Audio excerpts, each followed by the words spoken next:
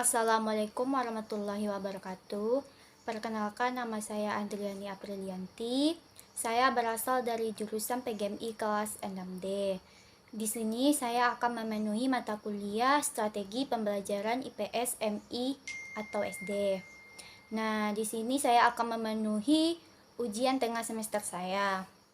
Nah, soal yang pertama yaitu jelaskan langkah-langkah merumuskan tujuan pembelajaran IPS di MI atau SD yang baik dan benar.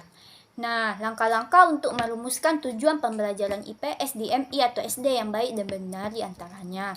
Nah, yang pertama itu merumuskan indikator pembelajaran.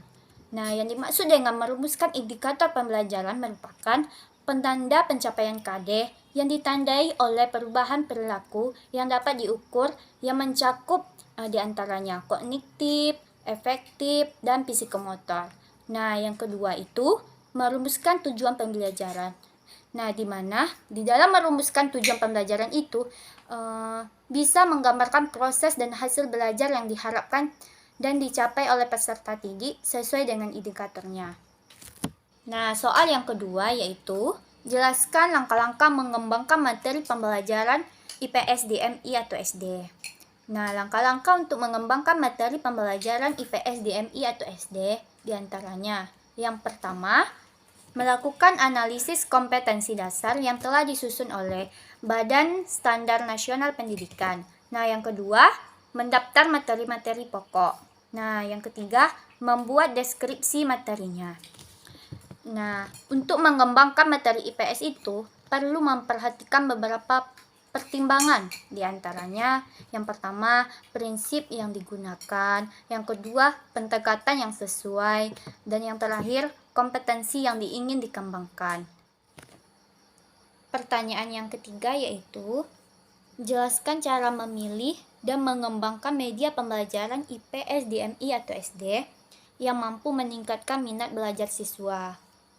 Nah, cara yang pertama itu yaitu pilihlah media sesuai dengan topiknya. Nah, yang kedua, melalui media, informasi pembelajaran harus tersampaikan kepada siswa. Nah, yang ketiga, membuat media semenarik mungkin. Dengan menggunakan media tersebut, maka minat belajar siswa akan timbul dalam proses pembelajaran.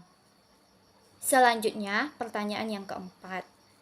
Bagaimana cara guru membuat pembelajaran menjadi aktif, inovatif, kreatif, efektif, serta menyenangkan dalam pembelajaran IPS di MI atau SD? Caranya itu, dalam proses pembelajaran, guru harus menciptakan suasana sedemikian rupa, sehingga siswa aktif dalam bertanya, menjawab pertanyaan, ataupun mengemukakan gagasan atau ide-idenya. Nah, selain itu juga, gunakan metode yang variatif. Sapa siswa dengan ramah dan bersemangat, serta ciptakan suasana yang rileks. Pertanyaan yang terakhir yaitu pertanyaan yang kelima. Jelaskan cara Anda mengelola kelas yang siswanya dominan bermain dan tidak akur satu sama lain. Jadi, kita sebagai seorang guru tentunya menginginkan kelas yang tenteram.